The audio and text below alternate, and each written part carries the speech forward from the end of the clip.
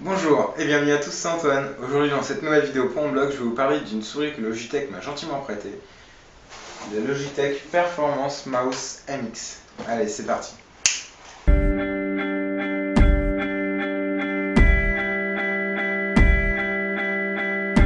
There's nothing you can do that can't be done.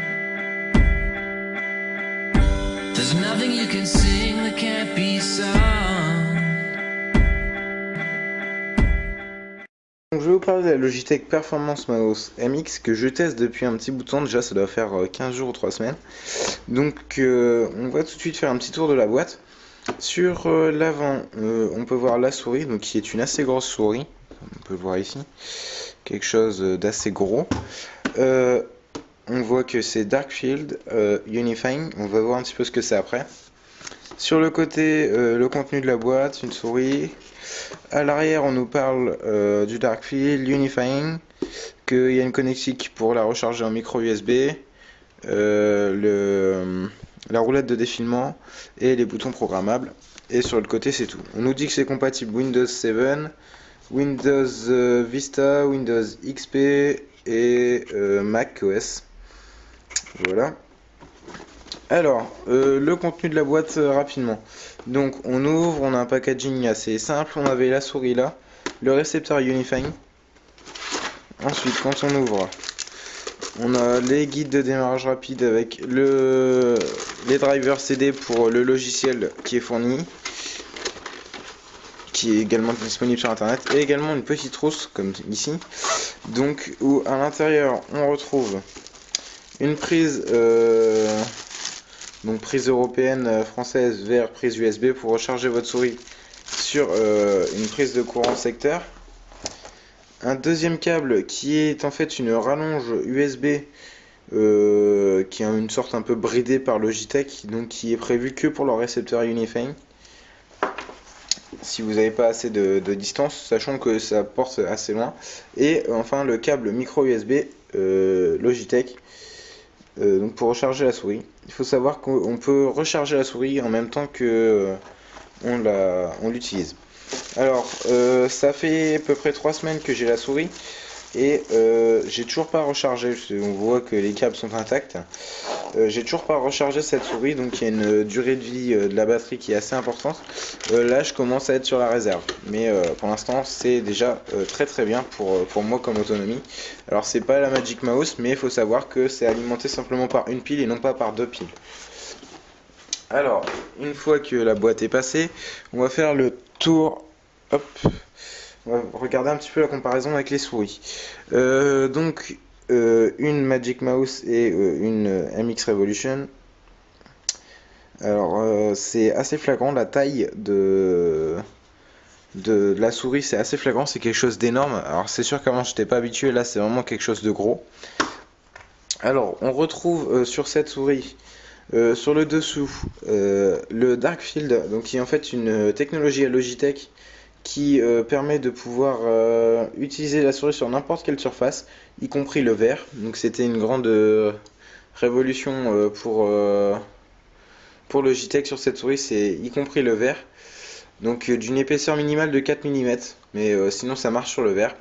Donc tapis de souris ça marche vraiment très bien. Bouton on-off. En dessous, hop, tombé. En dessous, on a le récepteur pour la batterie qui est fournie avec, donc c'est une pile, une batterie 1,2 volts standard. Hop. Avec des petits ergots ici, donc qui sont très agréables, donc ça fait bien glisser la souris. À l'avant, la prise micro USB qui permet de pouvoir recharger la souris. Et sur le côté, enfin, donc on a 4 boutons. Un bouton ici, un bouton ici, un bouton ici et un bouton ici. Donc c'est des boutons programmables. Donc on va regarder un petit peu après avec le logiciel. Donc c'est des boutons complètement programmables à volonté. Ensuite ici on a les 2 boutons logiques et la roulette de défilement qui est un petit peu vraiment bien dans son sens. C'est-à-dire que vous pouvez choisir de soit faire rouler comme une souris normale avec le clic-clic, soit de pouvoir en appuyant à ce bouton faire de l'inertie, c'est-à-dire que votre...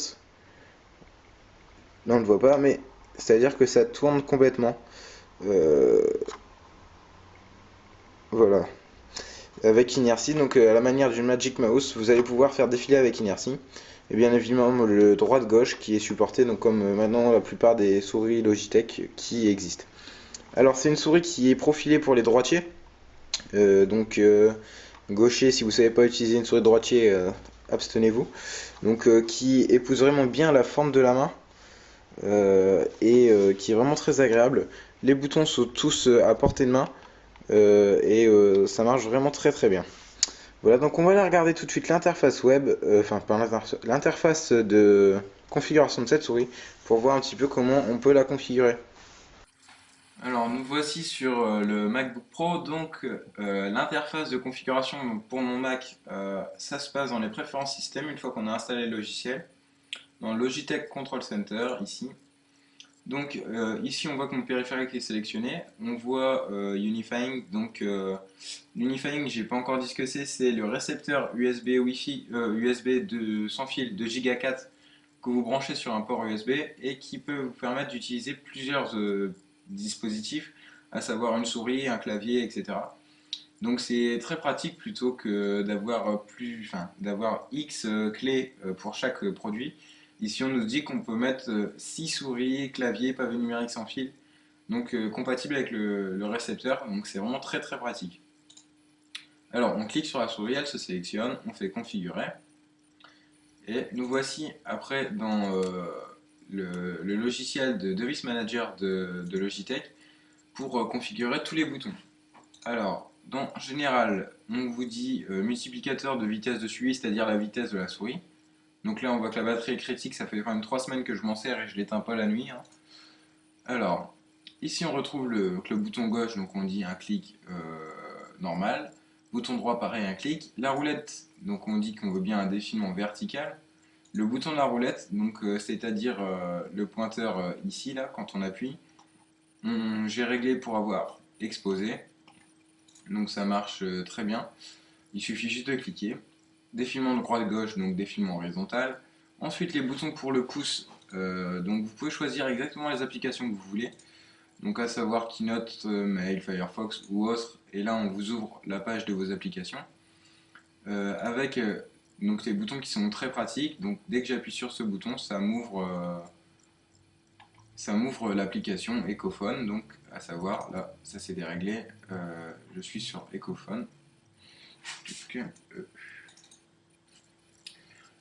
Sur celle en dessous, je suis sur Firefox. Le bouton de zoom, j'ai réglé pour que ça soit la touche contrôle qui soit en route. Donc comme ça, dès que j'appuie sur zoom et que je donne un coup de roulette, ça va me faire le zoom de macOS X. Et le bouton inférieur pour le pouce, c'est le bouton tout en bas, donc ici, qui me fait un exposé. Donc tous ces boutons marchent vraiment très bien, sont très accessibles.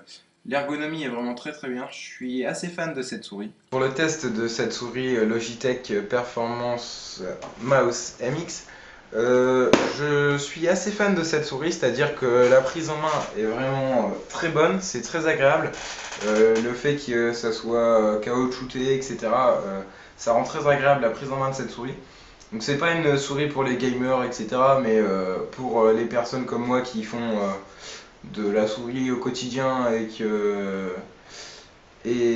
utilisent beaucoup leur souris sans forcément demander des grandes fonctions, cette souris est vraiment très très efficace. Par contre, il y a un prix à tout ça, c'est-à-dire qu'une souris comme celle-ci coûte 80 euros. Je suis d'accord, c'est pas donné, mais c'est vraiment un pur bonheur c'est vraiment très très pratique. Voilà, donc je remercie encore une fois Logitech pour ce prêt. Pour ne rien vous cacher, je pense acheter cette souris parce que je suis vraiment fan de cette souris. Ma Magic Mouse ici marchait très bien, j'en étais parfaitement convaincu, parfaitement fan d'ailleurs, mais une fois qu'on goûte à autre chose, c'est vraiment très agréable. Voilà, donc c'était Antoine pour les Computers et le test de cette Logitech Performance Mouse MX. A très bientôt.